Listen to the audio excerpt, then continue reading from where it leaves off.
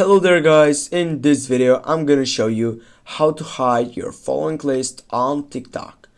Firstly guys, make sure that you're on your profile section and then you need to go and select on your right upper side the three dots icon. Then you need to choose the second selection that says settings and privacy. Right after that, you need just to find out for the privacy which is included in the account side.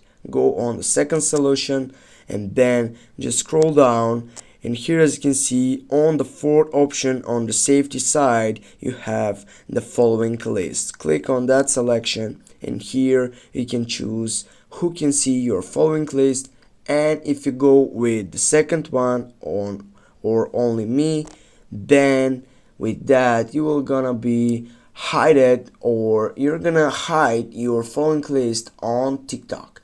Thanks guys for watching. Don't forget to hit that like and share the video, and if you have some problems comment down below in the section guys. See you soon, have a nice day.